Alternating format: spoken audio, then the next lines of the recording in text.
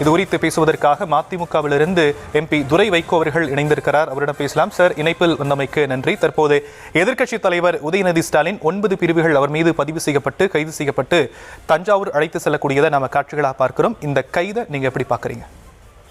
அதாவது பொதுவா தலைவர்கள், அதுவுமே முக்கியமான பொறுப்புல இருக்கிறவங்க, எதிர்கட்சி தலைவராக இருக்கிறவர், அவர் ஒரு கண்ணியமான முறையில பேச வேண்டும். அதே நேரத்துல அவங்க இயக்க தொண்டர்களுக்கு ஒரு முன்னுதாரணமாக செயல்பட வேண்டும். இப்ப நீங்க அரசியல நீங்க பாக்குறீங்க, பொதுவா இணையத்துல பாத்தீங்கன்னா ரொம்ப வன்மத்தோடமே ரொம்ப ஆபாசமாகவும் பதிவுகளை நம்ம பாக்குறோம். அது இந்த கட்சியில பொதுவா எல்லா இயக்கங்களும், அரசியல் இயக்கங்களும் அது ஒரு வாடிக்கையாயிருச்சு. ஆனா இந்த மாதிரி ஒரு சூழ்நிலையில ஒரு முக்கியமான பொறுப்புல இருக்கிறவங்க அவங்க ஒரு கண்ணியமா பேசுறோம். நேற்று நடந்த ஒரு நிகழ்வு காவேரிங்கிறது அது தமிழ்நாடு பாதிக்கிற விஷயம். குறிப்பா இன்னைக்கு பல்லாயிரக்கணக்கான லட்சக்கணக்கான விவசாயிகள் இதுல பெரும் பாதிப்புக்குள்ளா இருக்கிறாங்க. கிட்டத்தட்ட 50-60 ஆண்டுகளா இருக்கிற பிரச்சனை. இந்த நம்ம தமிழ்நாட்டுக்குரிய காவிரி தண்ணீர் அது வழங்க வேண்டும் அதுங்கிறது அது பொதுவான ஒரு கருத்து. நம்ம எல்லாரும் சேர்ந்து அதுல போராடுறோம். ஆனா அந்த ஒரு தமிழ்நாட்டுக்காண்டி, விவசாயிகளுக்காண்டி போராட வேண்டிய ஒரு நிகழ்வுல இப்படிப்பட்ட ஒரு தனிப்பட்ட ஒரு இந்த மாதிரி தனி மனிதர் தாக்குதல், இந்த மாதிரி ஒரு ஆபாசமான கருத்துக்களை அதுல கண்டிப்பா தவிர்க்கணும். அது கீழே இருக்க அந்த தொண்டர்களை கத்துறாங்க. அதுக்கு அந்த அவங்க ஒரு நபரை பத்தி ஒரு பெண்மணியை பத்தி சொல்லும் போது அதை இவர் சிரிச்ச முகத்தோட ஒரு மாதிரி சொல்லும் போது அது நீங்களே நானே பார்த்தேன். அது ரொம்ப அது கண்டிக்கத்தக்கது. பெண்களுக்கு எதிரான இது போன்ற இதெல்லாம் பொதுவா அரசியல் தலைவர்கள் இதுக்கு ஒரு விதிவிலக்கா இருக்கணும், ஒரு முன்னுதாரணமா இருக்கணும். அந்த விஷயத்துல அரசாங்கம் சரியான ஒரு நடவடிக்கை தான் எடுத்திருக்கு நான் சொல்றேன், கருத்து பதிவு பண்றேன்.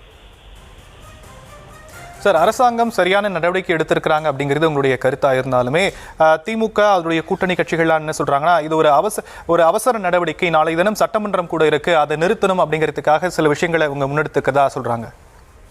நீங்க சட்டமன்றம் இருக்கட்டும், இதெல்லாம் இருக்கட்டும்ங்க, ஒரு பெண்மணியை பற்றி ஒரு ஆபாசம் ஒரு மேடையில அத்தனை பேர், கிட்டத்தட்ட 1000 பேர் மேல இருக்கிறாங்க. அங்க கீழே அந்த மாதிரி நபர்கள் கூச்சல் போடுறாங்க. அதுக்கு இவர் மேடையில் உட்காந்துட்டு இவர் ஒரு கருத்து சொல்றாரு, மறைமுகமா ஒரு கருத்து சொல்றாரு. அது இன்னைக்கு நானே அந்த காணொலியை பார்த்தேன். நான் அது என்னன்னா ஒரு யாராக இருந்தாலும் இது போன்ற பெண்களுக்கு எதிரான ஆபாச கருத்துக்களையோ ஒரு தரைக்குறைவான கருத்துக்களை பதிவு சொல்லும்போது யாராவது அவங்க மேல நடவடிக்கை எடுப்பாங்க.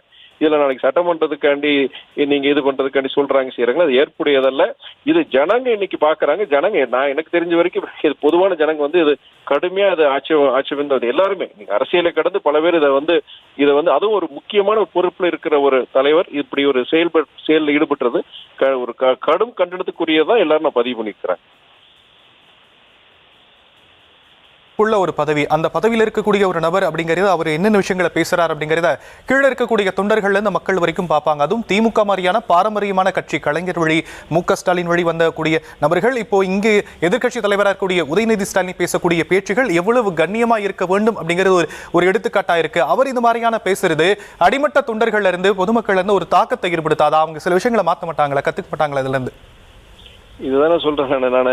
நீங்க ஒரு திமுகன்னு கிடையாது, பொதுவா இன்னைக்கு பல அரசியல் இயக்கங்கள்ல இது போன்ற ஒரு கண்ணியமற்ற ஒரு பதிவுகள் இணையத்துலதான் ரொம்ப மோசமா இருக்கு. இப்படி இருக்கிற ஒரு சூழ்நிலையில நம்ம ஒரு இயக்கத்துடைய தலைவர்கள், பொறுப்புல இருக்கிறவங்க எப்படி நடந்துக்கணும்?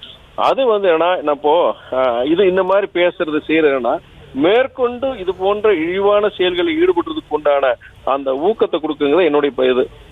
நம்ம தலைவர்கள், நம்ம எல்லாருமே ஒரு லீடர்ஸ் ரோல் மாடலா இருக்கணும். அதை விட்டுட்டு அதை என்கரேஜ் பண்ற மாதிரி செய்யற மாதிரி இருக்கிறதெல்லாம் ரொம்ப ஒரு மலிவான அரசியல், ஒரு தரக்குறைவான அரசியல்.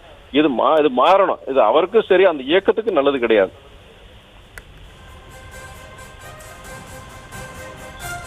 நன்றிங்க.